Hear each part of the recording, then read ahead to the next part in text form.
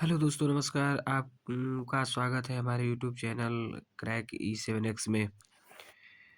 दोस्तों, टीआरई 4 का एग्ज़ाम अब आने ही वाला है। तो उसके लिए पहले हम सबसे पहले हम जो है कि उसके प्रीवियस ईयर क्वेश्चन को देखेंगे जो टीआरई 1, 2, 3 में हुए हैं। इन सभी क्वेश्चनों को हम ध्यान से देखेंगे। ठीक है दोस्तों? अब यहाँ पे ध्यान दीजिए।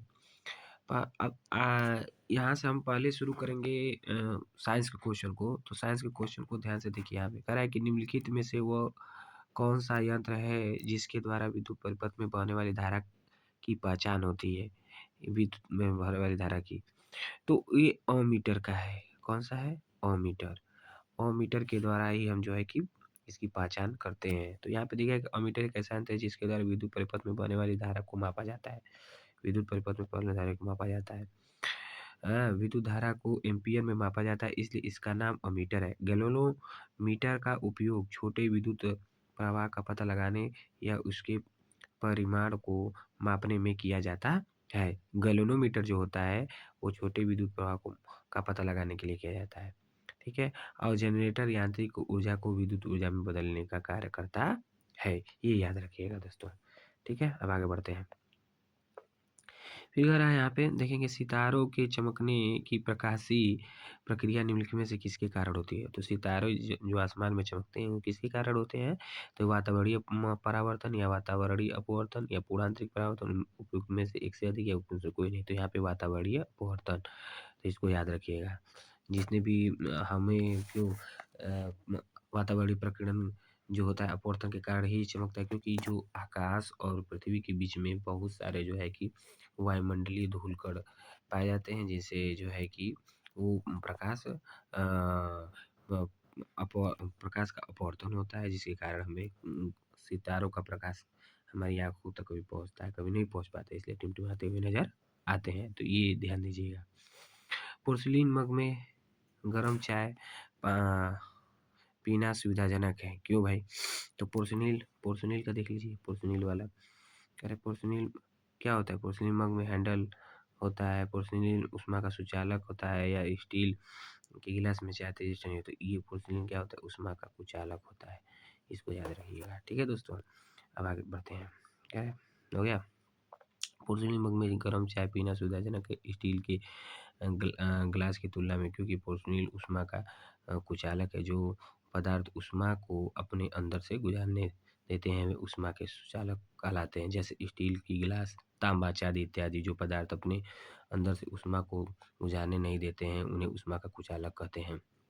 जैसे पोर्सिलीन हो गया, प्लास्टिक, लकड़ी व रबर इत्यादि, ये सब चीज़ें, इसको भी याद रखिएगा दोस्तों। अब आते हैं, अवतल दर्पण द्वारा बनाया गया प्रतिबिंब होता है।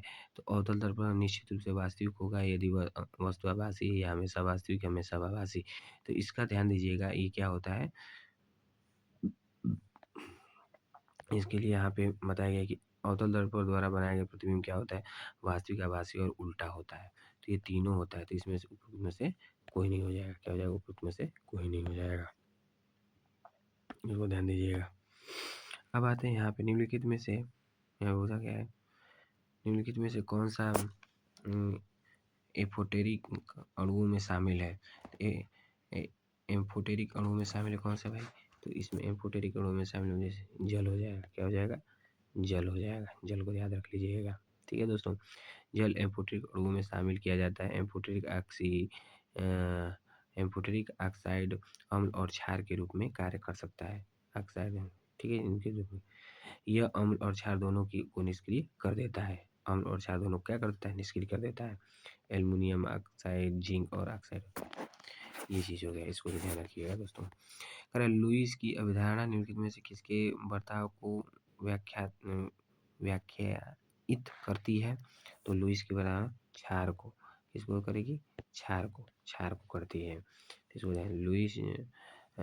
एन लुईस ने अम्ल और क्षार का वर्णन करने के लिए एक वैकल्पिक अवधारणा प्रस्तावित किया है। इन्होंने संरचना और बंधन के आधार पर अम्ल और क्षार की सामान्यीकृत व्याख्या दी है, इसलिए विकल्प हैं। अब आते हैं आगे दोस्तों। उदासीनीकरण